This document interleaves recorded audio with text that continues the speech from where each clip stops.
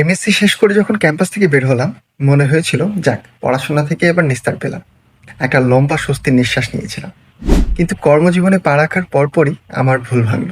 বুঝতে পারলাম একাডেমিক পড়াশোনা শেষ হলেও বাস্তব জীবনে এর শেখার কোনো শেষ নেই। এই উপলব্ধি থেকেই আমার পড়াশোনা শুরু করি। দেখতে দেখতে এমবিএ শেষ করি। তবে 2025 সালটা ছিল আমার জন্য একটু অন্যরকম।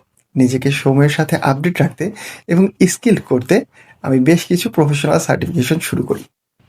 শুধু টাকা নয়, প্রচুর সময়, এনার্জি আর ধৈর্য ইনভেস্ট করতে হয়েছে আমাকে।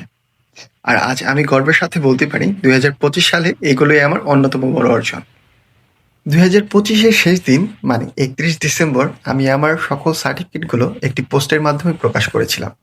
বিষয়গুলো ছিল Google AI essential, Google prompting essential, generative AI for everyone from IBM, leadership and communication from Harvard University, corporate finance from Columbia University এবং শেষে গুগল প্রজেক্ট ম্যানেজমেন্ট। এআই থেকে শুরু করে লিডারশিপ প্রতিটি কোর্স আমাকে নতুন করে ভাবতে শিখিয়েছে। আমি বুঝেছি আগামী দিনে টিকে থাকতে হলে টেকনোলজি আর হিউম্যান স্কিলে একটা দারুণ সমন্বয় দরকার। কোর্সগুলো করার পর আমি একটা বিষয় নিয়ে খুব ভাবছিলাম।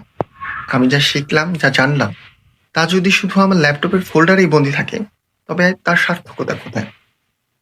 আমার এই শেখাটা যেন বৃথা না যায়, তাই আমি সিদ্ধান্ত নিয়েছি আমি যা জেনেছি বা শিখেছি তা আপনাদের সাথে শেয়ার করব।